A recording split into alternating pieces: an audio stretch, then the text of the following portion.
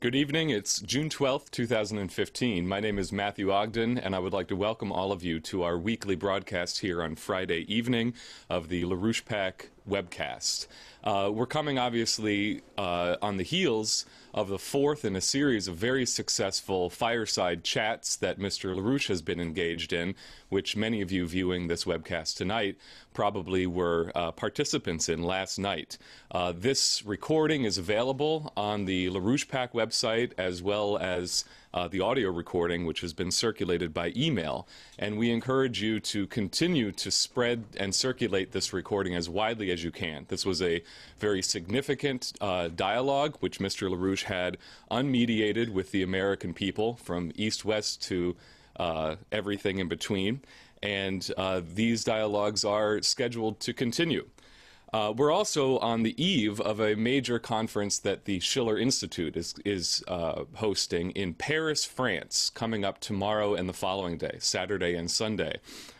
This is an international conference which will have very high-level participation from around Europe, from other areas, from Asia, as well as participation from here in the United States, namely Benjamin Deniston, who you've seen on these broadcasts previously.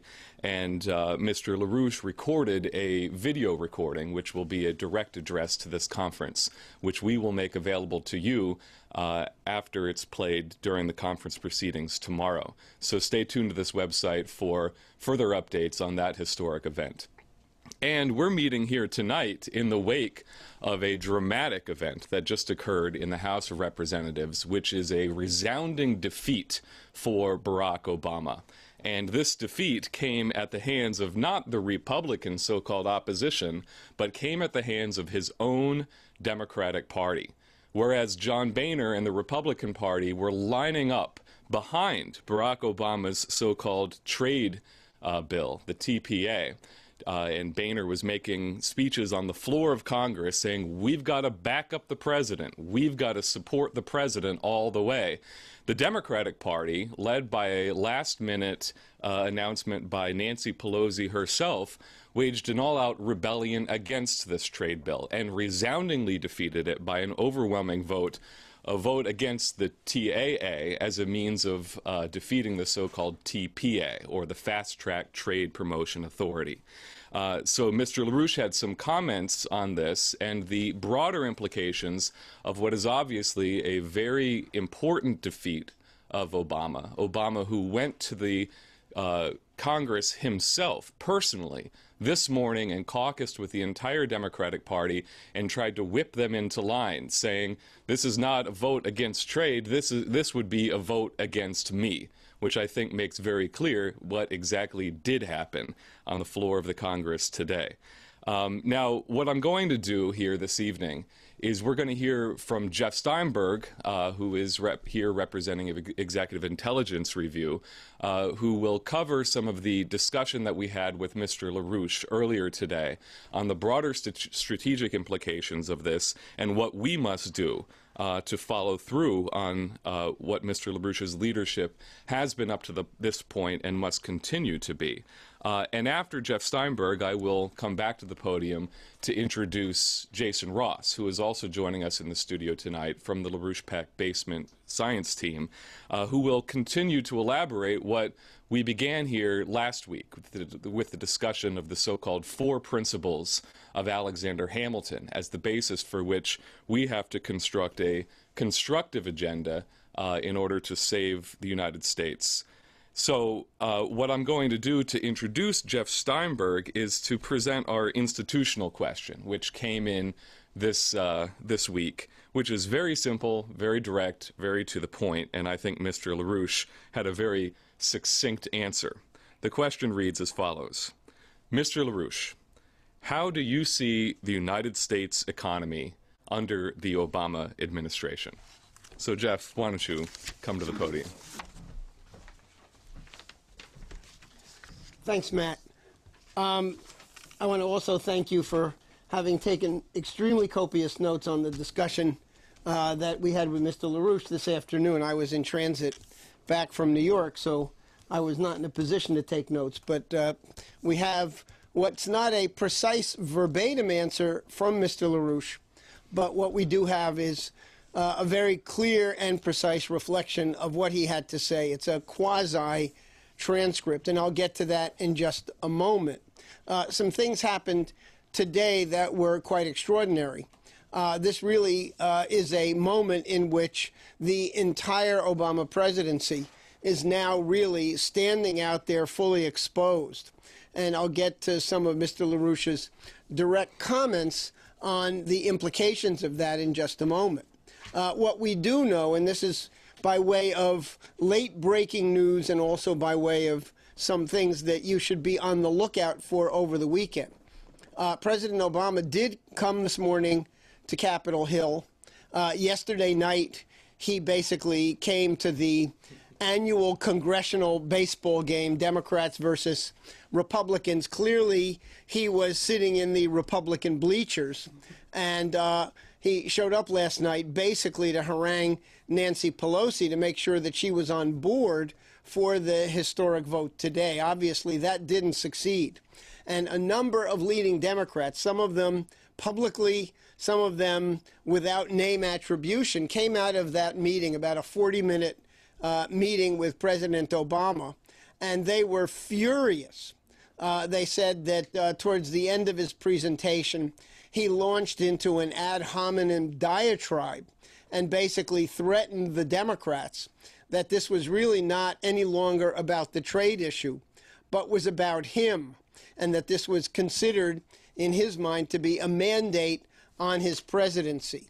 So the implications of the overwhelming majority of Democrats voting thumbs down, of Nancy Pelosi standing up on the floor of the House of Representatives and announcing that she was publicly going to be voting against the president, this has very profound implications. So what Mr. LaRouche had to say about this and the strategic implications and what this says for the period that we're entering into over the immediate days and weeks ahead is extremely important. And I want to be as precise as possible in terms of what Mr. LaRouche had to say. So I'm going to read from, as I say, this is not a verbatim transcript, but it's a very good approximation of Mr. LaRouche's words in our discussion this afternoon. He said, the outright rebellion by members of the Democratic Party in Congress against Obama's trade bill today was not something cobbled together at the last minute, as is being claimed, but in fact was a crystallization of a much broader movement of resistance within the institutions against the Obama regime, both inside the United States as well as in Europe. What is happening is a series of events which militates the opposition to Obama's attempts to pull off a thermonuclear war. With the oncoming collapse of the entire transatlantic financial system, Obama, together with his British masters, would be inclined to provoke the occurrence of a thermonuclear war, even within the coming 3 or 4 weeks.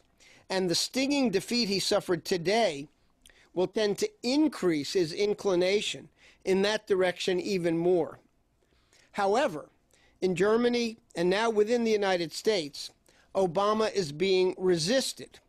And because being resisted with great force. And that resistance is growing. But what is causing this growing resistance? It's that Wall Street is on the chopping block. This bankrupt system cannot continue. The entire transatlantic system is hopelessly bankrupt, and large parts of the world are ready to go in an entirely different direction. The sheer overwhelming numerical strength of their populations makes them quite strong in their power to oppose the will of this dying system. However, the danger is that this could lead to chaos. Therefore, we need a program which can handle this collapse of the transatlantic financial system. A showdown in this regard is now underway in the case of Greece. Much of Europe is facing imminent crisis, including Spain, Italy, Portugal, and so on. This system cannot be held together for long. Germany is in a relatively stronger position, But what we're seeing right now is a great general breakdown crisis of the entire transatlantic system. We must take all of these things into consideration simultaneously and then indicate the nature of what must be done to avoid both of these consequences, the economic breakdown and thermonuclear war. What is needed are policies which will alleviate the factor of panic. We must provide an FDR-style approach, resembling how he defeated the forces of Wall Street in 1932 to 33. We must have a program which addresses all of the various hardships being experienced by our people, a plan to ameliorate the immediate effects of the crisis, as well as addressing the need for a more general solution to the crisis. What is our problem? The problem is money, worthless money. If we are prepared to cancel these worthless debts, then we can produce a constructive program to allow the people in general to rise in their opportunities of life. To hell with the filthy rich, the speculators. We must increase the productivity of the greatest number of people, upgrade their level of productivity, and we must extend this across the Atlantic as well. Each nation has their own particular problems which need to be solved, but by increasing the general level of productivity overall, we can help all of these countries come together in common interest and for common benefit. The best term to use in this regard is win-win, as has been specified by the Chinese. Now, I should add that last night, in the course of the discussion with the LaRouche PAC activists, which you can listen to, as Matt indicated, on this website, Mr. LaRouche called for an American win-win strategy. And so I think that that's the idea that should be in people's minds as we consider the immediate answer to the question that was asked from our institutional friends, which LaRouche said the following. He said, the answer to the question, how do I see the United States economy under the Obama administration? Simple. It's doomed. What has now become clear is that our president has turned out to be a Republican. No wonder his administration has been such a disaster. But we can solve this crisis. We just need the constructive policy with which to do it. All this so-called money, which the banks claim to own, is all worthless. It's all gambling money. It doesn't do anything. It's not legitimate. And that takes us back to Glass-Steagall. What is real productivity? And how can we create real productivity? Just look at Franklin Roosevelt. He didn't believe in the money system. In fact, he talked about the money changers in the temple and the fact that he was proud of the fact that they hated him and he hated them right back.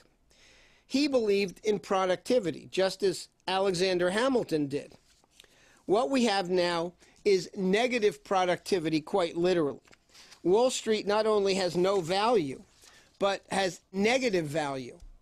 In fact, and Glass-Steagall demonstrates that, money is only worthwhile if it's used as a weapon to increase productivity, as a means to that end.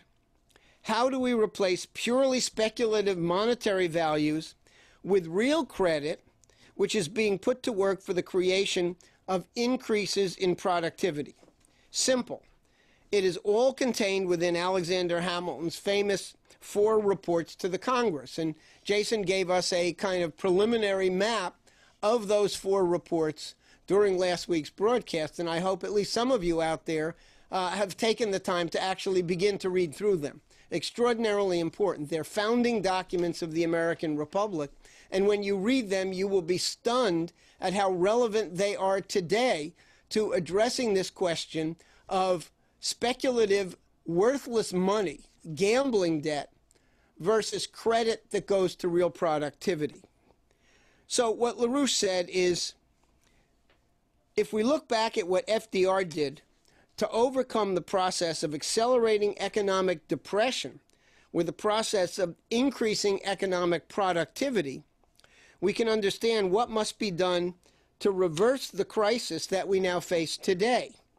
What Roosevelt did to increase the productive powers of labor force not only halted the crisis and provided relief to the suffering that was being felt immensely by our people at that time, but succeeded in turning the United States into an economic powerhouse such that the world had never seen before. This is what came to be the arsenal of democracy. Yes, in the war period, it was turned towards military production. But prior to that, Roosevelt had created such an increase in the productive powers of labor of the overwhelming majority of Americans, and had created the basis for the kind of increase in productivity that's so vitally needed today, that all we need to do is really look at those principles as they've been further advanced and elaborated by Mr. LaRouche. The concept of energy flux density, for example, is one much more scientifically precise measure of how you define boosts in productivity. So what LaRouche concluded is the question which we must address is, how do we do that same thing today? How do we launch a program to restructure our economy at the same time that Obama is going down in defeat? We must set ourselves the task of creating the future, and the key term is win-win. The point is, there is a much more profound principle to be addressed, which is not always easy to get across, but is crucial. The idea of what is mankind? What is the purpose of mankind? How can we fulfill our mission to achieve increasing rates of progress within this galactic system, which we are now only beginning to get a window into, only now beginning to get a glimpse of? Mankind is absolutely distinct from the animal, something which the great Russian scientist Vladimir Vernadsky understood. Animal species may be able to innovate, but they can't create. And this is what we must understand as our primary consideration when it comes to the task that we now have before us, to face these two simultaneous threats to mankind's existence, economic breakdown and thermonuclear war, and carry out the type of sweeping changes needed in the face of both of these threats in order to ensure the continued existence of mankind. Now, I just want to end, those were Mr. LaRouche's comments. I just want to add that the situation that we're facing, what he referred to earlier in this discussion as a crisis that could play out as early as the next 3 to 4 weeks, is that you've got simultaneously a showdown deadline of June 30th for the Greek debt crisis, which is really the crisis of the entire transatlantic financial system. And in that same time frame, President Obama, on behalf of London, is moving to escalate the confrontation against both Russia and China. Russia is the most immediate and obvious target, but China represents the real anchor and the depth of the new win-win paradigm. So you can't separate the threat to Russia from the intent of Obama and the British to also carry out a major threat to China at the same time. So right now, what do we have? We have NATO maneuvers going on in the Baltic Sea, right off of the Russian coast, which are going to be going on throughout the month of June. You have ground maneuvers in Poland.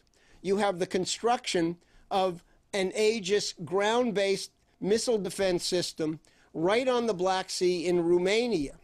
And you've had incursions into the Black Sea by USS Aegis destroyers coming into the very edge of Russian coastal waters.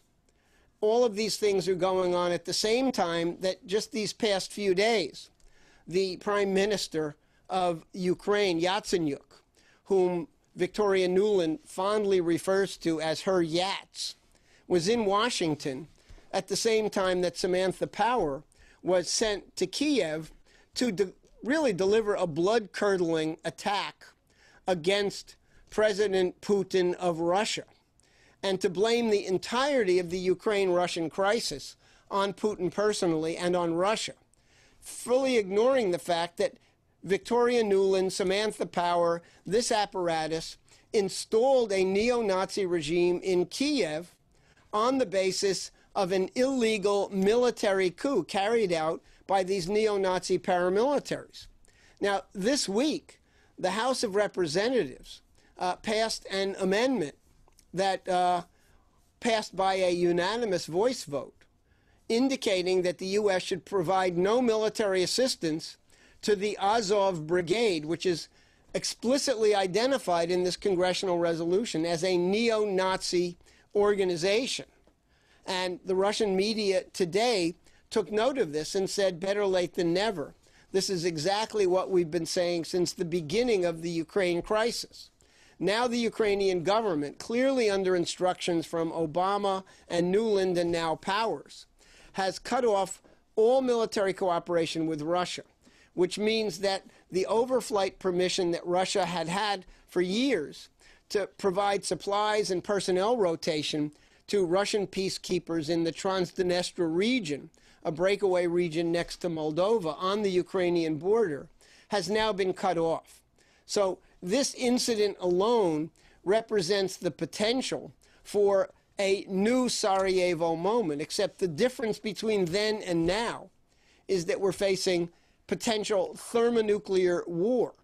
The United States this week formally accused Russia of violating the Intermediate Range Nuclear Force Treaty, which was signed in 1987, and yet the United States refused to provide any details whatsoever of what the so-called violations are. But the U.S. administration announced that they're considering withdrawing from the INF Treaty and resuming the deployment of intermediate-range missiles to Europe carrying nuclear warheads. The British government, not surprisingly, has welcomed this offer with open arms and is considering basing these new intermediate-range, advanced, much more modern weapons on British soil. There is an increasing deployment of tactical nuclear weapons into parts of Western Europe, stretching into Eastern Europe. So in other words, the idea of a danger of a hair trigger for thermonuclear war is very real. Fortunately, there are people in Europe, in the United States, who see this madness and want nothing of it. But the question that Mr. LaRouche posed throughout this past week is, will these forces have the courage to take the necessary measures? Merkel in Germany should be removed from office. The issues are there with the NSA scandal and other things. The SPD portion of the coalition government broke with her decisively. Former Chancellor Helmut Schmidt, former Chancellor Gerhard Schroeder, current Foreign Minister Steinmeier have all come out and said that Merkel made a horrible and dangerous mistake in not inviting Putin to attend the G7 meeting that she hosted several days ago. So there are splits there. The events today demonstrate that the Democratic Party is in a state of revolt against Obama. Given the war danger, given the danger of chaos, the real question is, will you make sure that those people who understand, at least in a limited way, that Obama is an enemy to the future of this country, that they take the proper steps? He's committed impeachable crimes. The idea of playing around with nuclear war is a form of insanity that alone could be a trigger for invoking the 25th Amendment. But that means you've got to be on the case. Members of Congress are moving in a certain direction, but left to their own devices, they won't go far enough. So the burden is on our shoulders. And so that's the... Great. Yeah, thank you very much, Jeff. And as you just made the point, and let me reiterate, in this context, Mr. LaRouche's specification was that our responsibility is to create the kind of constructive agenda that will overwhelm the danger that we face in this double danger of thermonuclear war, as you just elaborated it, and this imminent disintegration of the entire transatlantic financial system. So, you know, the reference point that Mr. LaRouche was referring to earlier this afternoon was the case of Franklin Roosevelt. Franklin Roosevelt's courage to send these Wall Street criminals to jail, his sorting out of the truly legitimate value of productivity versus the completely worthless money that was accumulated in the Wall Street banks through the reinstitution of Glass-Steagall, and the application of what is really should be identified as the Hamilton principle, or in a certain way you can identify the four principles which were elaborated by Hamilton in these four different reports that he drafted for Congress. They were the report on manufactures, the report on public credit, the report on national banking, and then his argument on the constitutionality of the national bank. So last week we had a sort of preliminary exploration of this subject by Jason Ross, who is joining us here again this evening. I know Jason had the occasion to participate in the conference up in New York last weekend as part of our ongoing Manhattan Project, the seat of Alexander Hamilton.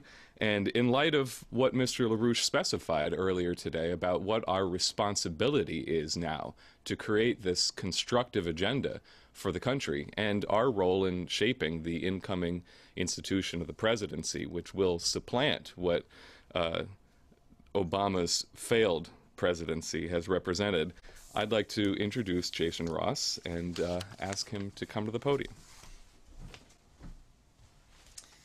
All right, thanks, Matt. So to discuss what an American win-win situation, an American win-win outlook would mean, I want to first take a historical glance back at more on Hamilton, Lincoln, some other examples from the past, and pull out some generalizing or unifying or subsuming concepts that Mr. LaRouche has used to develop a more comprehensive and universal notion of economic value, and then discuss what that would mean for applications today to create a global win-win situation. So, you know, as we discussed last week, the policies of Hamilton included techniques and they included intentions.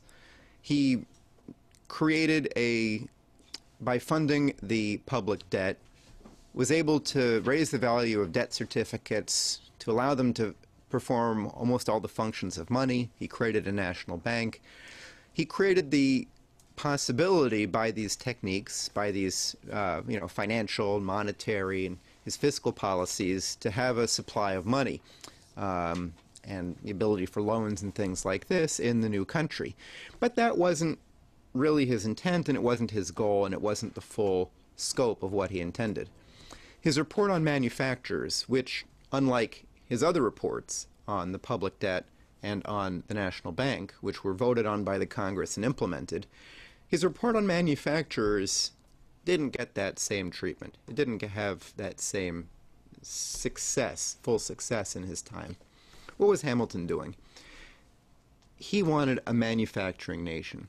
He recognized that the United States had been put in a position of being, especially in the South, very agriculturally based. And there was even an ideology going around that agriculture was the only real source of economic value. And he knew that wasn't true.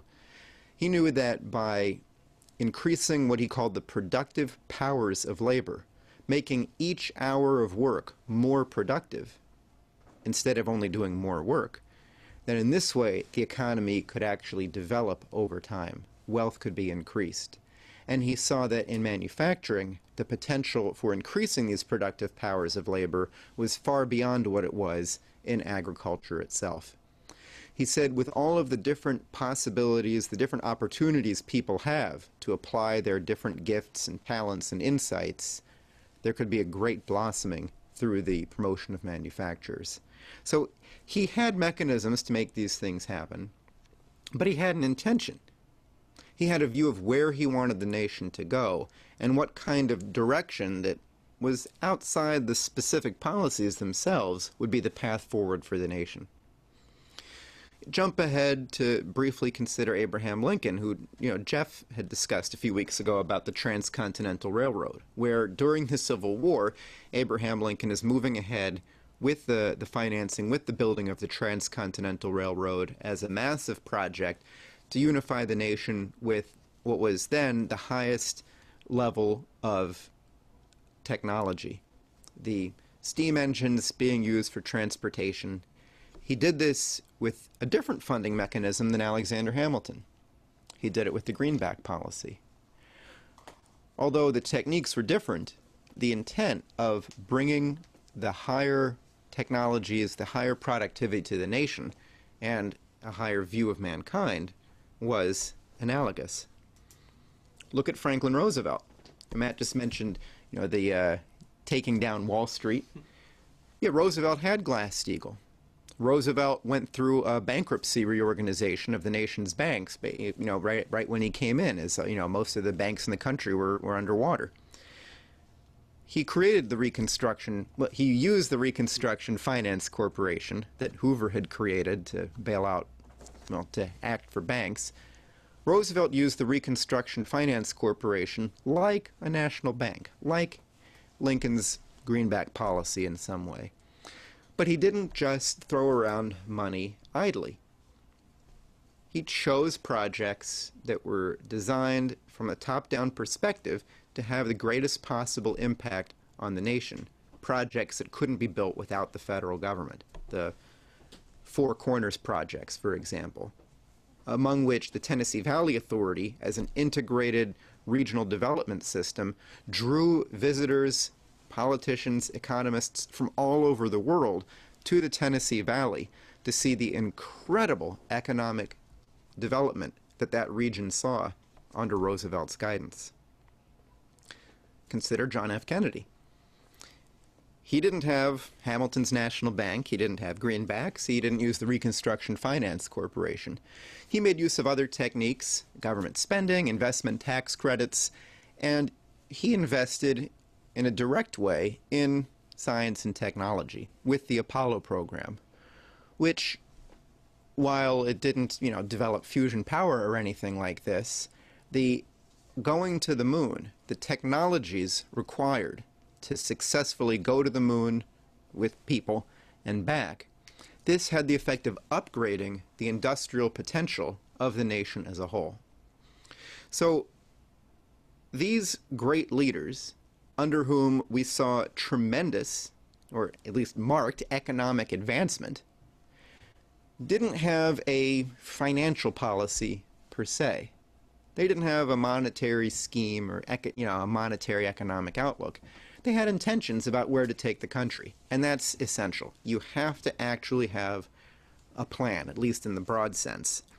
So, how do you measure growth that you're creating? What should the metric be? So let's take a look at how Lyndon LaRouche approaches this question. Today, some people say, how many jobs does it make? They say, hey, one of the benefits of green energy is that people have jobs. Well, yes, it's true. People maybe, get jobs at, dusting off solar panels or that kind of thing. And you might pay them to, clear out all the dead birds that are underneath the windmills. But being paid to do something, people should be paid, but being paid to do something that isn't actually useful, is that really the right measure? How about being useful? How about taking part in progress, making the economy more productive, raising living standards? The fact that you're being paid to do something doesn't necessarily mean you're being useful, as I think many Americans are very familiar with in the kinds of occupations available today. So, two metrics from Lyndon LaRouche. One, potential relative population density. What's the potential population density? How many people could we support in a certain area? That's something that's changed by us uniquely as a species. Other animals don't change their carrying capacity. Cows don't build canals to water grass so they've got more room to eat and, have more cows. Only human beings do this. And to measure the kinds of scientific developments and the technologies that make this possible, LaRouche uses the concept of energy flux density. So if we look over, say, the history of our nation, the amount of energy used per capita has increased dramatically from the level it was at the time of the revolution and our founding. through the 1800s introduction of coal as a new fuel source, and importantly, a more dense fuel source that made it possible to have steam engines, that made it possible to save the forests from destruction because you could use coal instead, to the later use of oil, more dense than coal, allowing for internal combustion engines, natural gas, nuclear.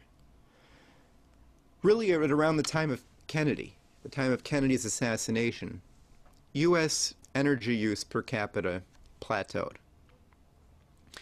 It didn't plateau because we realized that we should be using fluorescent light bulbs.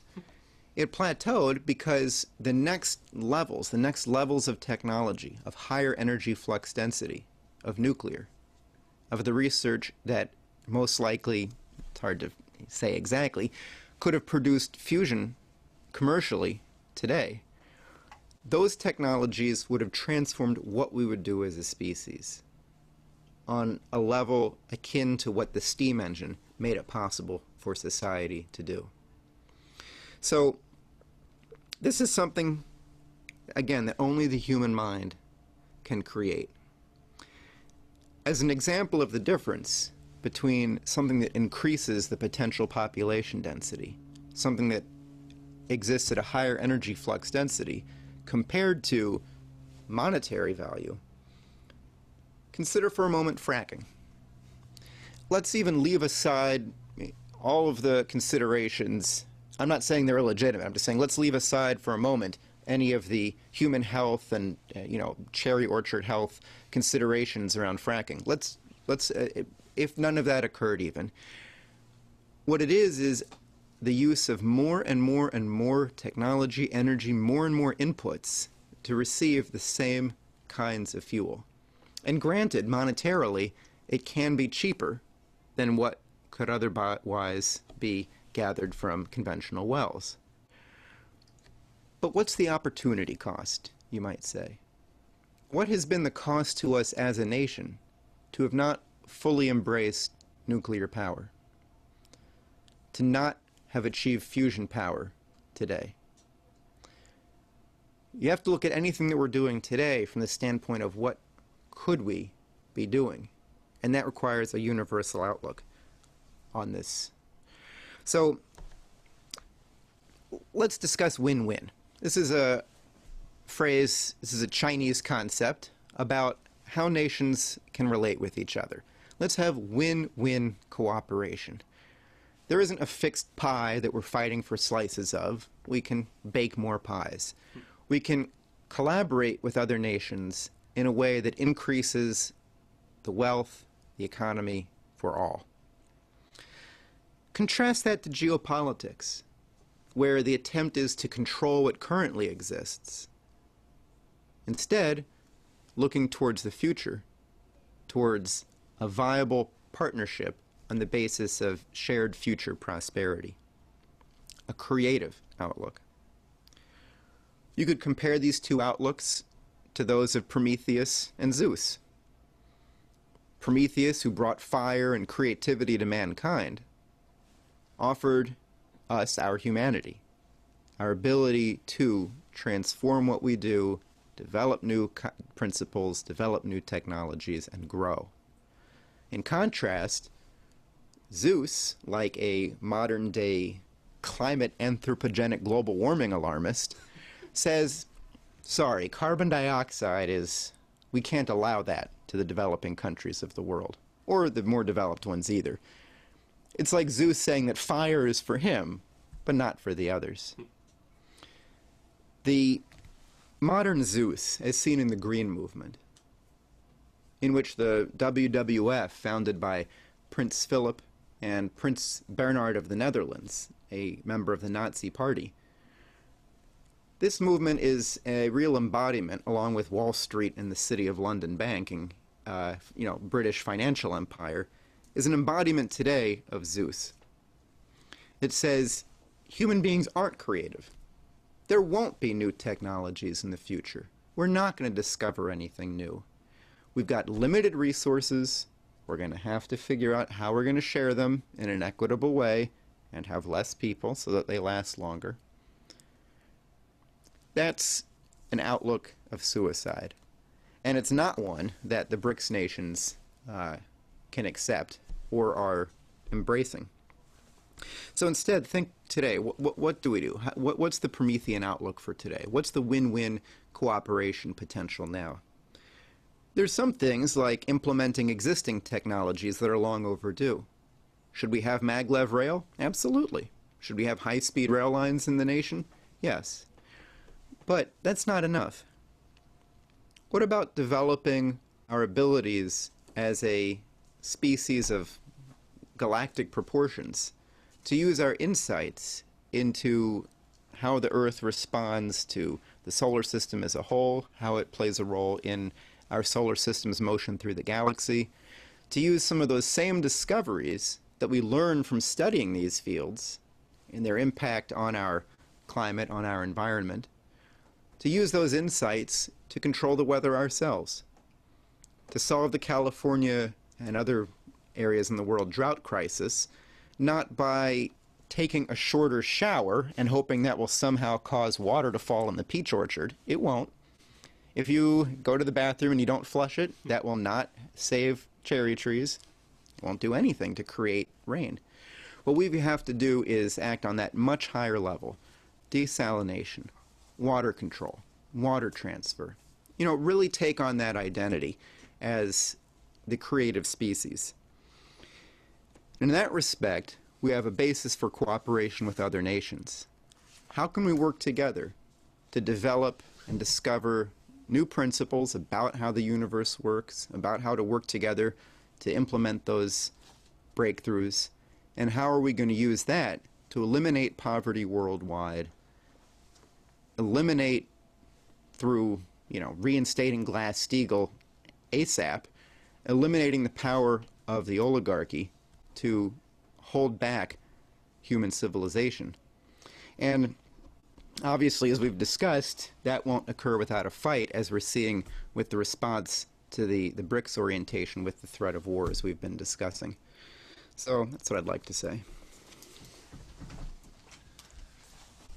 Now, I do want to mention, as Jason has here, a copy of the report that has been put together by Executive Intelligence Review.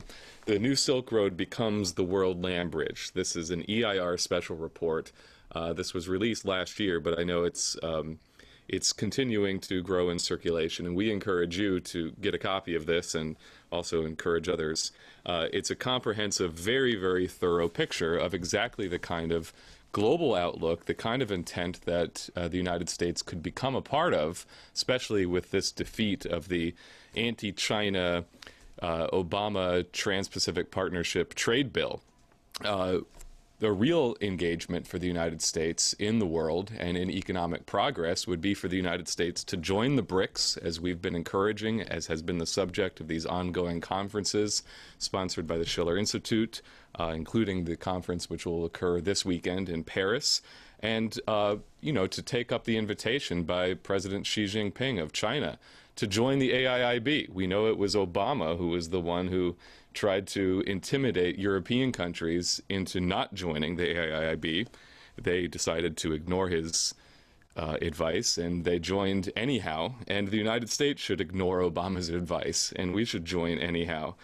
So contained in this report is a very comprehensive article by Jason Ross, who you just heard from, on the principles behind energy flux density and the development of this as a true metric of economic progress and a measurement of productivity. So I wanted to mention that. And what I wanted to invite everybody to do here is to really think through, how are we going to continue to engage an ever broader portion of the American population in this kind of discussion? We've been responsible for setting up the opportunity that has now arisen through the defeat of Obama that occurred today in Washington, and the continued shaping of the institution of the presidency and the ongoing discussion in the presidential campaigns. Martin O'Malley's adoption of the Glass-Steagall policy, for example. But we need to expand this effort in a very broad, very dramatic, very rapid way. And one very great opportunity in order to do that are these Thursday night discussions that Mr. LaRouche has been leading, the so-called fireside chats. This is open to your friends, to your family, to all of your political networks. We have the capacity for hundreds and thousands of more people to be engaged in this, and this is urgently necessary. We've been broadcasting these discussions for the last 2 weeks live on YouTube, on the LaRouche PAC website. The archive of this discussion is available. It's an outstanding opportunity for the American population to take part in an unmediated question and answer discussion with Mr. Lyndon LaRouche.